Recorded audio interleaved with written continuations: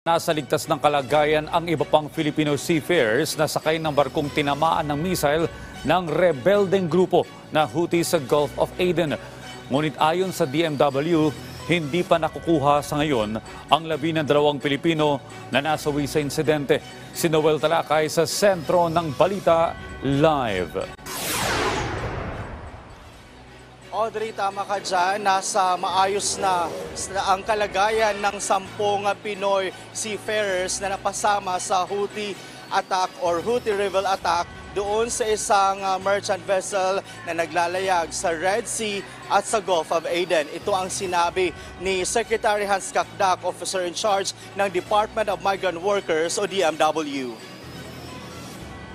Ayon kay Kakdak, nakausap niya kagabi sa pamamagitan ng Zoom ang 10 Pinoy seafarers na natili ngayon sa isang hotel sa Djibouti, East Africa. Ayon kay Kakdak, nasa mabuting kalagayan ang 10 at hindi sila nasugatan o nasaktan.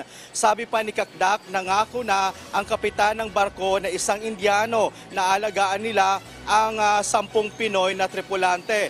Habang may 3 pang sugatan na isinugod naman sa Djibouti Hospital. Giit ni Kakdak, bibigyan sila ng tulong ang lahat ng Filipino na seafarers na nadamay sa pangyayari. Kasama din dito ang pagbabalik nila sa bansa kung pwede na silang makauwi.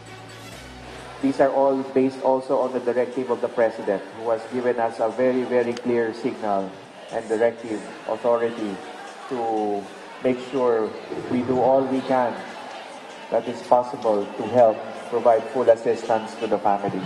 They are recovering and are in stable condition, and they can be repatriated soon as long as there is a medically fit to fly certificate forthcoming from the medical authorities in Djibouti.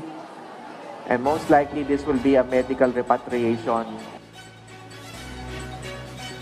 Audrey, ngayong araw sinabi ni Kakdak na magsasagawa naman ng salvage operation doon sa area na pinangyarihan ng Houthi attack. Kaya naman umaasa si Kakdak na ngayong araw din makakatanggap sila ng magandang balita na marirecover yung 2 Pilipino o yung mga bangkay ng 2 Pilipinong nasawi. Audrey? Okay, Noel, sa ngayon, nasaan yung mga labi ng ating mga nasawing kababayan?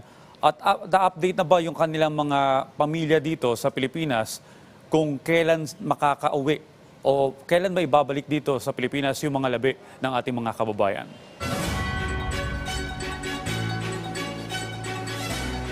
Sa ngayon, Audrey, wala pang timeline na ibinibigay yung DMW dahil ngayong araw pa lang sila magsasagawa ng salvage operation. Ito yung pagpunta sa barko, kukunin yung mga kung ano pang dapat doon pwedeng masalba at pag-secure doon na sa mga nasawi. At ito nga ay inamin din ni Kakdak.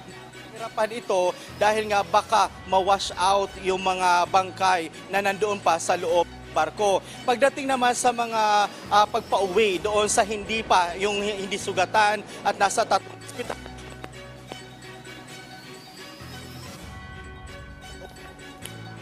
Okay, mukhang napuputol yung ating linya ng komunikasyon kay Noel Talakay. Again, maraming salamat sa iyo, Noel Talakay.